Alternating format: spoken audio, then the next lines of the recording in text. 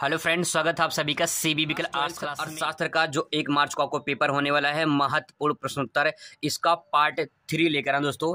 Part 2 हम लोग cover कर चुके हैं, जितने सारे इंपॉर्टेंट क्वेश्चन थे उसको कवर कर रहे हैं। आज के इस वीडियो में बहुत महत्वपूर्ण क्वेश्चन कवर करने वाले हैं, तो चलिए शुरुआत करते हैं पहले बहुविकल्पीय प्रश्न से। पहला क्वेश्चन दोस्तों यहाँ पे देखिए, निम्नलिखित में से कौन सी राष्ट्रीय आय की गणना करने की विधि है? तो राष्ट्रीय आय की गणना करने की विधि आय विधि, व्यय विधि, उत्पादन विधि, इनमें से सभी। तो दोस्तों आय विधि भी राष्ट्रीय आय की गणना की जाती है, व्यय विधि द्वारा और उत्पादन विधि द्वारा भी की जाती है। तो इसमें जो है करेक्ट आंसर ये सभी हो जाएगा। अगला प्रश्न देखिए, बहुत ही महत्वपूर्ण प्रश्न है। 1 रुपए के नोट पर किसके हस्ताक्षर होते हैं? तो बता दें दोस्तों यहाँ पे वित्त सचिव का होता है। तो 1 रुपए का जो नोट होता है और जो सिक्के होते हैं जितने, वो सब कहीं न कहीं दोस्तों आरबीआई उसको नहीं छापता है या आरबीआई के द्वारा निर्गमन नहीं किया जाता है, बल्कि जो 1 रुपए के नोट होते हैं और जो सिक्के होते हैं वो भारत सरकार ने वित्त मंत्रालय के द्वारा जो है जारी किया जाता है। तो उस पर जो है वित्त सचिव का साइन होता है। ठीक है, यहाँ पे करेक्ट आंसर हो जाएगा वित्त सचिव। अगला प्रश्न है, निम्नलिखित में से कौन रिजर्व बैंक ऑफ इंडिया का कार्य नहीं है? रिजर्व बैंक इंडिया मतलब यहाँ पे दोस्तों आरबीआई की बात कही जा रही है। तो रिजर्व बैंक ऑफ इंडिया कह रहा है कि कौन सा रिजर्व बैंक ऑफ इंडिया कार्य नहीं है? तो अंतिम ऋणदाता, मैंने अपने पिछले वीडियो में बताया था आप लोगों को कि अंतिम ऋणदाता के रूप में आरबीआई काम करता है। अंतिम ऋणदाता का तात्पर्य है कि व्यापारिक बैंकों को रिजर्व बैंक ऋण देता है और अंतिम ऋणदाता के रूप में जाना जाता है। उसी प्रकार से साख नियंत्रण, साख का तो ऋण होता है, साख का नियंत्रण करना आरबीआई का ही काम होता है। और यहाँ पे नोटों का निर्गमन कौन करता है? आरबीआई ही करता है। साख सृजन, साख यानी सृजन मतलब जो ऋण होता है उसका जो है सृजन करना, इसका काम नहीं होता। तो उसमें करेक्ट आंसर क्या हो जाएगा? साख सृजन हो जाएगा। प्रश्न नंबर 214 देखिए, व्यावसायिक बैंकों का मुख्य कार्य क्या है? व्यावसायिक बैंक या वाणिज्य बैंक बात एक ही है यहाँ पे। तो यहाँ पे मुद्रा का निर्गमन ये क्या आरबीआई करता है या व्यावसायिक बैंक करते हैं? तो ये आरबीआई करता है। साख सृजन यही इसमें करेक्ट हो जाए, क्योंकि साख सृजन जो है जब आरबीआई नहीं करता है तो कौन करता है? व्यावसायिक बैंक या व्यापारिक बैंक करते हैं। मुद्रा पूर्ति का नियंत्रण ये भी आरबीआई के द्वारा ही होता है। और विमुद्रीकरण मतलब कि नोटों को जो है जैसे पुराने जो नोट है, जैसे जब 2000 के नोट नए आए थे और 1000 500 के नोट बंद हुए थे, तो विमुद्रीकरण मतलब ये होता है कि नए नोट जारी करना, पुराने बंद कर देना। ठीक है, आगे देखिए क्वेश्चन नंबर 5 देखिए, मुद्रा विकास का सही अनुक्रम कौन सा है? मुद्रा विकास का मतलब कि मुद्रा आई तो पहले क्या आया था, उसके बाद क्या है, उसके बाद क्या है, तो उसका सही अनुक्रम क्या है? वस्तु मुद्रा पहले आई, पत्र मुद्रा, धातु मुद्रा। ठीक है, तो यहाँ पे दोस्तों वस्तु मुद्रा तो पहले आई थी यहाँ पे, लेकिन धातु मुद्रा उसके बाद आई, फिर उसके बाद जो है पत्र मुद्रा बाद में आई। तो यहाँ पे आंसर नहीं है। दूसरा देखिए, वस्तु मुद्रा, धातु मुद्रा, पत्र मुद्रा, उसके बाद साख मुद्रा। तो यहाँ पे दोस्तों जो बी वाला सही है, ये सही हो जाएगा, बी वाला ऑप्शन। ठीक है, ये बी सही है, इसमें बी वाला। साख मुद्रा का मतलब होता है कि साख में से चेक होता है, बैंड, हुंडी, ये सब होते हैं, ये साख मुद्रा के अंतर्गत आते हैं। जैसे चेक होता है, बैंक चेक वगैरह, ये सब होते हैं। ठीक है, इसमें दूसरा जो है करेक्ट आंसर हो जाएगा। आगे देखिए, बहुत ही महत्वपूर्ण प्रश्न है ये। भारत में नवंबर 2016 में 500 तथा 1000 रुपए के नोट का विमुद्रीकरण किसने किया था? तो आप विमुद्रीकरण मतलब बदलाव किसने किया था? 1000 500 के नोट जो बंद हुए थे 2016 में बंद हुए थे। यहाँ पे अलग से भी क्वेश्चन बन सकता है कि 500 के 1000 के नोट कब बंद किए गए थे? तो 2016 में बंद किए थे। किसके द्वारा? भारत सरकार के द्वारा बंद किया गया था। ठीक है, अगला प्रश्न दोस्तों पूछ सकता है कि आरबीआई ने भारतीय रिजर्व बैंक की स्थापना कब की थी? तो 1935 में करेक्ट आंसर इसका हो जाएगा। और अगर इसका राष्ट्रीयकरण पूछ लिया, इसका राष्ट्रीयकरण, तो 1949 1949 में इसकी राष्ट्रीयकरण किया गया था। ठीक है, आगे देखिए, निम्नलिखित में से कौन जो है असंगत है? इसमें कौन सा असंगत है, मतलब मिला जुला नहीं है, मिल नहीं रहा है, तो उसको हमको छांटना है। चाय और टॉफी, चावल दाल, टायर ट्यूब, पेन रिफिल। देखिए चाय टॉफी ये इसमें करेक्ट आंसर हो जाए, क्योंकि असंगत है ये। चावल दाल एक साथ हम लोग चावल दाल खाते हैं, टायर ट्यूब है ना एक साथ यूज करते हैं, पेन रिफिल एक साथ यूज करता है, तो यहाँ पे असंगत में चाय टॉफी ये तो गलत हो जाएगा। ठीक है, आगे देखिए, केंद्रीय बैंक की नीति कहलाती है। तो जो केंद्रीय बैंक है, यानी केंद्रीय बैंक आरबीआई की बात कही जा रही है, केंद्रीय जो बैंक है इसकी नीति मौद्रिक नीति कहलाती है। ठीक है, मौद्रिक नीति कहलाती है। क्वेश्चन नंबर 10 देखिए, निम्नलिखित में से कौन सा मद केंद्रीय सरकार की व्यय का मद नहीं है? तो दोस्तों इसमें जो ऋण वसूली है, ऋण वसूली जो है इसमें करेक्ट आंसर हो जाए, क्योंकि ऋण वसूली जो है केंद्रीय सरकार का जो है ये काम नहीं होता है। इसमें ब्याज, रक्षा व्यय और प्रमुख उत्पादन जो है, प्रमुख जो है उपादान, ठीक है, प्रमुख उपादान, ये सब जो है केंद्र सरकार के अंतर्गत आते हैं। ऋण वसूली ये इनके अंतर्गत नहीं आता है। अब दोस्तों सबसे मोस्ट इंपॉर्टेंट यहाँ से कवर कर लेते हैं। देखिए पहला क्वेश्चन यहाँ पे देखिए, केंद्रीय बैंक को बैंकों का बैंक क्यों कहा जाता है? बहुत ही महत्वपूर्ण प्रश्न दोस्तों। केंद्रीय बैंक यानी भारतीय रिजर्व बैंक, आरबीआई की बात कही जा रही है। जो केंद्रीय बैंक है इसको बैंकों का बैंक क्यों कहा जाता है? यहाँ पे पहले 2-4 लाइन लिखेंगे। क्या लिखेंगे? भारतीय रिजर्व बैंक का एक अत्यंत महत्वपूर्ण कार्य है। क्या कार्य है? वह देश की बैंकिंग व्यवस्था का नियमन और नियंत्रण करता है। नियमन नियंत्रण मतलब संचालन करता है, उनको नियंत्रण करता है। तो दोस्तों यहाँ पे जो आरबीआई है, जो अन्य बैंक हैं, ठीक है, जैसे व्यवसायिक बैंक में से पंजाब नेशनल बैंक हो गया, भारतीय स्टेट बैंक हो गया, ठीक है, यूनियन बैंक हो गया, तो ये सब बैंक जो हैं ये कहीं न कहीं इनको जो है व्यवस्था को नियमन करता है और नियंत्रण करता है। कौन करता है? आरबीआई करता है। तो ये बैंकों को बैंक इसलिए कहा जाता है, ठीक है।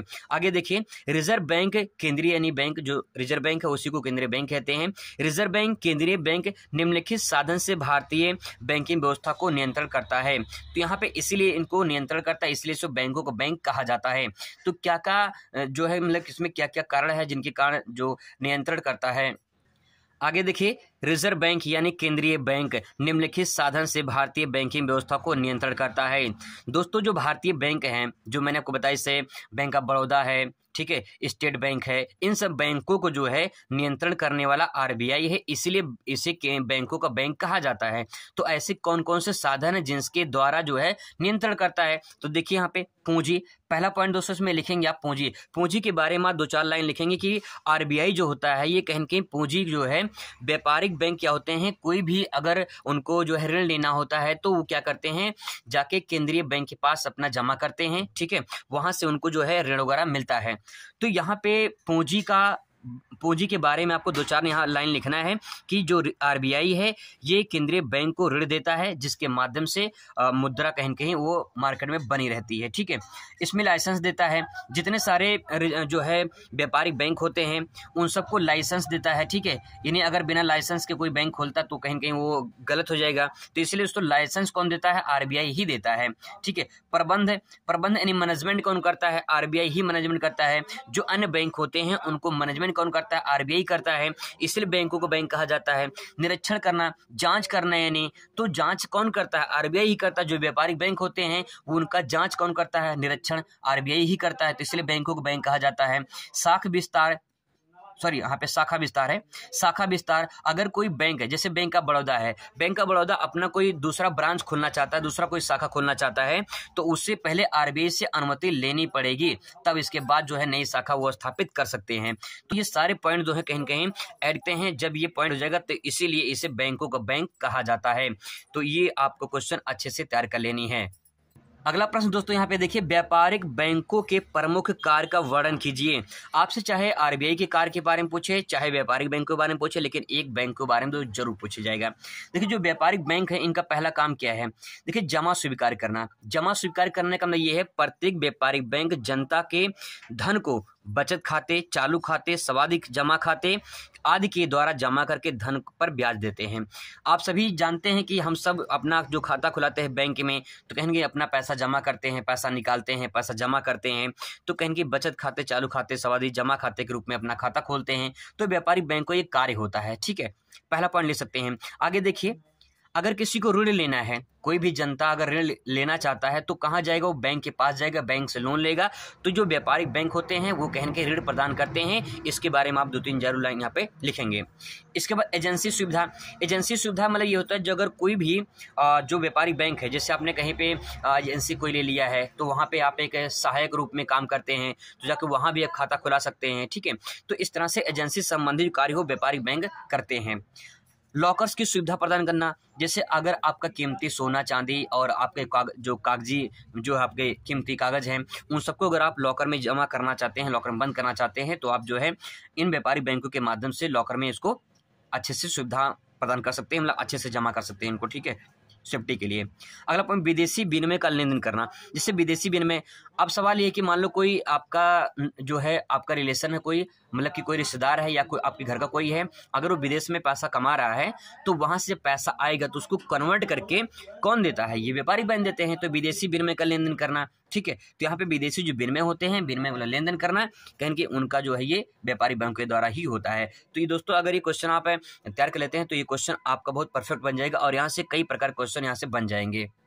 अगला प्रश्न दोस्तों देखिए यहाँ पे बहुत मोस्ट इंपॉर्टेंट है, सीमांत बचत प्रवृत्ति से क्या सही से एमपीएस बोलते हैं, सीमांत बचत प्रवृत्ति। ठीक है, सीमांत बचत प्रवृत्ति बचत में परिवर्तन और आय में परिवर्तन का अनुपात होता है। ठीक है, यहाँ पे कहा गया सीमांत बचत प्रवृत्ति मतलब ये बचत जो होता है, बचत में परिवर्तन और आय में परिवर्तन के अनुपात को सीमांत बचत प्रवृत्ति कहते हैं। इसका फार्मूला कभी कभी अलग से पूछ लेता है, तो एमपीएस बराबर delta S by delta Y. ठीक है, इसको ऐसे भी लिख सकते हैं आप, बचत में परिवर्तन बटे आयु में परिवर्तन। अगर आप ऐसे भी लिखेंगे तब भी सही है। ठीक है, इस तरह से आपको समझाएंगे। आगे देखिए अगला प्रश्न है, व्यक्तिगत आय तथा प्रयोज्य आय में क्या अंतर है। दोस्तों यहाँ बात सुन तो आ रही है व्यक्तिगत आय से, लेकिन ये प्रयोज्य आय से क्या अंतर है। प्रयोज्य आय मतलब होता है डिस्पोजेबल इनकम, मतलब ये है कि जो भी आपके पास इनकम आया है उस इनकम के बाद जो आपने खर्च किया है उसके बाद आपके पास जो बचा हुआ है। ठीक है, जैसे देखिए व्यक्तिगत आय में यहाँ पे एक लाइन लिखेंगे, व्यक्तिगत आय एक व्यक्ति की आय मजदूरी वेतन होती है। ठीक है, ये व्यक्तिगत आय हो गया। प्रयोज्य आय मतलब होता है कि एक व्यक्ति के व्यय कितना उसने जो है व्यय किया है, खर्च किया है, कितना मतलब निवेश हुआ है उसका। ठीक है, और कितना बचत हुआ है। इस प्रकार जो अगर हम करते हैं तो उसे प्रयोज्य आय या डिस्पोजेबल इनकम बोलते हैं। ठीक है, अगला प्रश्न दोस्तों यहाँ पे देखिए क्वेश्चन नंबर 15 देखिए, समग्र मांग से आप क्या समझते हैं। समग्र मांग क्या है, ऐसा भी क्वेश्चन पूछ सकता है। देखिए समग्र मांग उस कुल मांग को बताती है। क्या है, कुल मांग, यानी समग्र मांग मतलब समझिए कि टोटल डिमांड कितना है। ठीक है, तो उसी को बात कही जा रही है। समग्र मांग उस कुल आय या कुल व्यय को, ठीक है, बताती है जिसे एक देश के निवासी आय के दिए हुए स्तर पर वस्तुओं और सेवाओं को खरीदने के लिए व्यय करने को तैयार होते हैं। दोस्तों सबसे बात ये है, समग्र मांग मतलब ये होता है कि जैसे मान लो कि मार्केट में कोई डिमांड है। ठीक है, मार्केट में कोई चीज डिमांड है, मांग हो रही है। अब सवाल है कि वस्तु की जो डिमांड बढ़ रही है तो जो मांग की कीमत होगी, जो मांग की कीमत होगी, अब सवाल है कि जितनी मांग होगी अब उसी हिसाब से मांग की कीमत निर्धारित की जाएगी। तो यहाँ पे क्या है, जिस एक देश के निवासी आय के दिए हुए स्तर पर वस्तुओं और सेवाओं खरीदने के लिए व्यय करते हैं, जो वस्तु कीमत होगी और उसके बाद वहाँ के जो निवासी होंगे उनकी जो निवासियों की आय होगी उसकी स्तर पर वस्तुओं की कीमत, वस्तुओं और सेवाओं की खरीदने के लिए व्यय करने को तैयार हो जाते हैं। जैसे मान लो आप 100 रुपये कमा रहे हो तो 100 रुपये के अंदर ही आप उस वस्तु को खरीदने की क्षमता रखोगे। तो जो वस्तुओं और सेवाओं के खरीदने के लिए व्यय करते हैं वो क्या है, समग्र मांग है। इस बात को आप ऐसे भी लिख सकते हैं, किसी भी अर्थव्यवस्था में समस्त उत्पाद और समस्त सेवाओं की मांग से होता है। मतलब है कि कोई भी देश की जो अर्थव्यवस्था है उसमें कितने उत्पाद हो रही है, ठीक है, जितनी वस्तु के उत्पाद होगी उसको उस वस्तु की जो सेवाएं होंगी उसकी मांग भी उतना ही होता है। ठीक है, आप इस बात को दोस्तों बस इतना समझे एक लाइन में कि जो देश के निवासी होते हैं उनकी जितनी आय होती है और उसी आय के आधार पर वस्तुओं और सेवाओं खरीदने के लिए तैयार हो जाएं तो उसे कहते हैं समग्र मांग। ठीक है, आगे देखिए अगला प्रश्न देखिए दोस्तों, ये प्रश्न है जैसे कि यहाँ पे क्वेश्चन है उपभोग की सीमांत प्रवृत्ति क्या है। इसी क्वेश्चन को अथवा करके पूछ सकता है, सीमांत उपभोग प्रवृत्ति किसे कहते हैं, अथवा इसी क्वेश्चन में पूछा गया है सीमांत उपभोग प्रवृत्ति किस प्रकार सीमांत बचत प्रवृत्ति से संबंधित है। दोस्तों इसका आंसर आपको अच्छे से तैयार कर लेनी है। अगला प्रश्न दोस्तों बहुत ही महत्वपूर्ण है, 17 नंबर क्वेश्चन देखिए, केन्स के रोजगार सिद्धांत की व्याख्या कीजिए। केन्स के रोजगार सिद्धांत की व्याख्या कीजिए। केन्स के रोजगार सिद्धांत के सिद्धांत में आप हेडिंग डालेंगे और उसके बारे में लिखेंगे।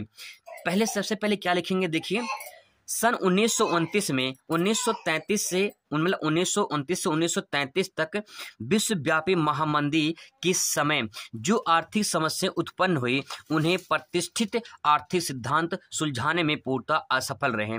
मतलब ये दोस्तों जो महामंदी आई थी अमेरिका में 1929 में, विश्वव्यापी मंदी पूरे दुनिया में आई थी, वो पूरी दुनिया में प्रभावित किया था जो अमेरिका महामंदी आई थी, उसी को आर्थिक समस्या को उत्पन्न हुई। अब सवाल है प्रतिष्ठित आर्थिक सिद्धांत सुलझाने में जो है पूर्णतः असफल रहे। मतलब कि जो प्रतिष्ठित मतलब अर्थशास्त्री मतलब बहुत सारे अर्थशास्त्री सिद्धांत दिए इन्होंने, लेकिन उसको सुलझाने में असफल रहे। अतः तत्कालीन अर्थशास्त्रियों को आर्थिक सिद्धांतों और नीतियों पर विचार करने के लिए बाध्य होना पड़ा। ठीक है, आगे देखिए इसमें कहा गया है विश्व प्रसिद्ध लेखक प्रोफेसर केन्स अपनी पुस्तक general theory of employment interest of money and money में अपनी पुस्तक में, इनकी पुस्तक का नाम है, इनको अलग से भी आपको ध्यान में रखना है, इनकी पुस्तक से पूछ सकता है, विस्तृत तथा सूक्ष्म अध्ययन के आधार पर यह स्पष्ट किया है कि प्रतिष्ठित अर्थशास्त्रियों के रोजगार संबंधी विचार असंगत या अव्यवहारिक होने से साथ साथ अत्यंत भ्रामक भी है। दोस्तों इनके रोजगार सिद्धांत की कुछ बातें हैं, इसमें थोड़ा सा बातें आपको समझना है। पहला पॉइंट ये है कि 1929 में जो महामंदी आई थी, उस महामंदी की आर्थिक समस्याएं हुई और उन आर्थिक समस्याओं से प्रतिष्ठित अर्थशास्त्रियों ने कुछ आर्थिक सिद्धांत दिए गए, लेकिन वो असफल रहा। इसके बाद जो है तत्कालीन अर्थशास्त्रियों के आर्थिक सिद्धांतों और नीतियों पर विचार करने के लिए बाध्य होना पड़ा। मतलब कि अब इन अर्थशास्त्रियों को आर्थिक सिद्धांतों पर कहीं न कहीं एक नीति बनानी पड़ेगी। अगर वो सही तरीके से नीति बनाई नहीं गई तो कहीं न कहीं समस्या आगे और बढ़ सकती है। इसीलिए विश्व प्रसिद्ध लेखक प्रोफेसर केन्स ने अपनी पुस्तक का नाम अलग से आपको याद कर लेना है, general theory of employment, interest and money, ठीक है। अपनी पुस्तक विस्तृत सूक्ष्म अध्ययन के आधार पर यह स्पष्ट किया है। इन्होंने इनमें इस पुस्तक में स्पष्ट रूप से कहा गया है कि प्रतिष्ठित अर्थशास्त्रियों के रोजगार संबंधी विचार, जो प्रतिष्ठित अर्थशास्त्री थे जिन्होंने रोजगार संबंधी विचार दिए थे, वो विचार अव्यवहारिक है और साथ साथ अत्यंत भ्रामक भी है। मतलब ये संतुष्ट नहीं है पूरी तरह से। जो अर्थशास्त्री ने इसमें बातें कही हैं, उनकी बातों से ये जो है स्पष्ट नहीं है और पूरी तरह से संतुष्ट नहीं है, क्योंकि कहा गया है इनके संबंधित जो विचार हैं वो असंगत हैं, ठीक है। मतलब सही से मिल नहीं रहा है, अव्यवहारिक है, उनका व्यवहार जो कहीं न कहीं उससे संबंधित नहीं है और साथ साथ अत्यंत भ्रामक है। कहीं न कहीं समस्या ये है कि वो पूरी तरह से सही सटीक नहीं बैठ रही है। जो इसमें प्रोफेसर केन्स कहना चाह रहे हैं कि जो अर्थशास्त्री इसमें कहना चाह रहे हैं वो पूरी तरह से विचार उनका सही नहीं है। अगला प्रश्न दोस्तों यहाँ पे ले सकते हैं, सिद्धांत की व्याख्या करना है आपको यहाँ पे। तो सिद्धांत की व्याख्या में क्या क्या यहाँ पे व्याख्या कर सकते हैं? रोजगार प्रभावपूर्ण मांग पर निर्भर करता है, अर्थात हम कह सकते हैं प्रभावपूर्ण बराबर कुल उत्पादन बराबर कुल आय बराबर कुल रोजगार। अब सवाल ये है कि अगर कोई भी रोजगार प्रभावपूर्ण है तो कहीं न कहीं उसका उत्पादन, देखिए अगर कहीं न कहीं प्रभावपूर्ण है तो कुल उत्पादन भी सही बराबर होगा, और जो कुल उत्पादन अच्छा होगा तो कुल आय भी सही होगा, और कुल आय अच्छा होगा तो रोजगार भी अच्छा रहेगा। अब इस बात को उल्टा समझिए, अगर कुल रोजगार बढ़िया है, ठीक है, तो कहीं न कहीं कुल आय रोजगार मिलेगा तो कहीं न कहीं आय अच्छा रहेगा तभी रोजगार मिलेगा, और जो आय अच्छा रहेगा तो कहीं उत्पादन भी अच्छा रहेगा, और उत्पादन है कहीं उसका प्रभाव कहाँ पड़ेगा? रोजगार पर पड़ेगा। तो वही बात यहाँ पे कही जा रही है कि सिद्धांत में इस बात को व्याख्या की गई है। आगे देखिए, प्रभावपूर्ण मांग फलन तथा कुल पूर्ति फलन द्वारा निर्धारित होती है। ये आपका पॉइंट इसमें ग्राफ वाला आ जाएगा कि प्रभावपूर्ण जो मांग फलन है कुल पूर्ति फलन द्वारा निर्धारित होती है। अगला पॉइंट ले सकते हैं, कुल पूर्ति फलन अल्पकाल में स्थिर रहती है, अतः प्रभावपूर्ण मांग पर मुख्य प्रभाव कुल मांग फलन का ही पड़ता है। दोस्तों इन सिद्धांतों में 2-4 पॉइंट आपको यहाँ पे लिख देना है कि सिद्धांत में क्या क्या कहा गया है। अगला प्रश्न देखिए दोस्तों, राजस्व घाटा क्या है अथवा राजस्व घाटे से आप क्या समझते हैं? तो देखिए यहाँ पे पहले निकलेगा राजस्व घाटा क्या है, ठीक है। राजस्व घाटा का तात्पर्य राजस्व व्यय तथा राजस्व आय के अंतर को राजस्व घाटा कहते हैं। जो राजस्व आय है, सिंपल सी बात आप समझिए कि आपके पास जितनी आय है उसमें से कितना व्यय हुआ है, इन दोनों का जो अंतर होगा वो क्या हो जाएगा? राजस्व घाटा हो जाएगा। जैसे मान लीजिए आप 1000 रुपये कमा रहे हो, ठीक है, और इसमें से जो है आपका 1500 रुपये खर्चा हो रहा है, तो घाटा कितने का? 500 रुपये का। तो यही जो बचेगा, यही जो आएगा व्यय, ये क्या हो जाएगा? आपका राजस्व घाटा हो जाएगा, ठीक है। आगे देखिए यहाँ पे प्रश्न देखिए, राजस्व घाटा और राजकोषीय घाटा में क्या अंतर है? तो यहाँ पे राजस्व घाटा मतलब क्या? राजस्व घाटा में जो राजस्व व्यय है, राजस्व व्यय और राजस्व प्राप्तियां, मतलब ये है कि राजस्व व्यय में से राजस्व प्राप्तियां घटा दिया जाए कि आपके पास जितनी इनकम है, ठीक है, जितना व्यय आपने किया है उसमें से कितना राजस्व प्राप्त हुआ है, ठीक है। अब सिंपल से वर्ड में आप ऐसे भी कह सकते हो, अगर आप मान लीजिए कि 500 रुपये का सामान खरीदे हो तो 500 रुपये के बराबर 500 रुपये का सामान मिलना चाहिए, तभी तो वो प्राप्ति होगा। तो ये बात है, राजस्व व्यय जितना आपने व्यय किया है आपको राजस्व प्राप्ति हो रही है, अगर उतना हो रही है। अगर सरकार ने अगर 1000 रुपये या मान लो कि जो है 1 लाख रुपये लगाया है, ठीक है, किसी चीज़ में 1 लाख रुपये लगाया है तो उसको 1 लाख रुपये उसको मिलना चाहिए, ठीक है। जब 1 लाख रुपये मिल जाएगा उसको तो कहीं न कहीं बराबर हो जाएगा। तो अब सवाल है कि अगर यहाँ पे 1 लाख रुपये लगाया था, 1 लाख नहीं मिला, 80,000 मिला, तो क्या कहलाएगा? वो राजस्व घाटा कहलाएगा। राजस्व मतलब सरकार का घाटा हो जाएगा, ठीक है। तो यहाँ पे देखिए पॉइंट हो गया। अगला देखिए राजकोषीय घाटा। राजकोषीय घाटा में थोड़ा सा 2 पॉइंट ऐड हो जाता है बस। सरकार का कुल व्यय, यानी सरकार ने कितना व्यय किया है, जैसे मान लो मैंने बताया कि 1 लाख रुपये मान लो व्यय किया है, ठीक है, तो उसका राजस्व प्राप्तियां कितनी है, उसको माइनस कर देंगे और उसके बाद ऋण की वसूली, अगर वो ऋण की वसूली करता है तो उसको प्लस कर देंगे, तो वो दोस्तों क्या कहलाएगा, राजकोषीय घाटा कहलाएगा। ठीक है दोस्तों, जीएसटी वाला प्रश्न आपसे पूछ सकता है, वस्तु और सेवा कर को समझाइए। जीएसटी के बारे में आप क्या समझते हैं, तो इसके बारे में क्वेश्चन सबको तैयार कर लेना है। इसको क्वेश्चन नंबर 21 देखिए यहाँ पे, सार्वजनिक वस्तु से क्या आशय है। सार्वजनिक वस्तु, ठीक है, यानी पब्लिक जो वस्तु है, ठीक है, उसके बारे में पूछा जा रहा है। सार्वजनिक वस्तु वह है जिस पर निष्कासन का सिद्धांत लागू नहीं होता है। निष्कासन का सिद्धांत मतलब ये होता है कि यहाँ पे कोई वस्तु जो है लागू नहीं होती है, उसको निष्कासन कर दिया गया है, वही बात यहाँ पे कही जा रही है। ऐसे बात, इस बात को ऐसे भी ले सकते हैं, ऐसी वस्तुओं के उपभोग व उत्पादन को बाजार शक्तियों पर छोड़ा ना जा सके, ठीक है, और ना ही इन वस्तुओं को मूल बाजार शक्तियों पर निर्धारित होता है।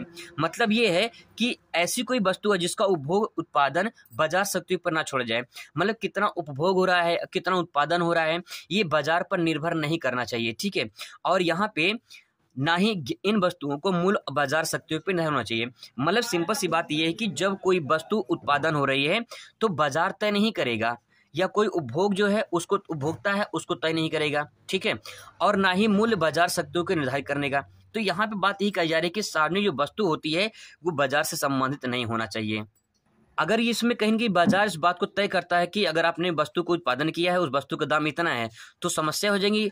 अगर आपने मान लेते हैं कि आपने जो है आपने उस वस्तु को जो यहाँ पे, जैसे मान लो आपने 100 रुपये का पूरा कास्ट लगा आपको उत्पादन करने में, अगर आप जो है कहीं न कहीं वस्तु को 100 रुपये में अगर नहीं बेच पा रहे हो, अगर उस जो मार्केट है, मार्केट उसको 90 ले रहा है, तो आपने जो लागत लगा था 100 रुपये का, तो आपका लागत कितना मिल रहा है, 90 रुपया, तो घाटा होगा कि नहीं होता है। तो यही दोस्तों बात यही कही जा रही है कि अगर बाजार मूल्य तय करेगा तो कहीं की समस्या हो जाएंगे।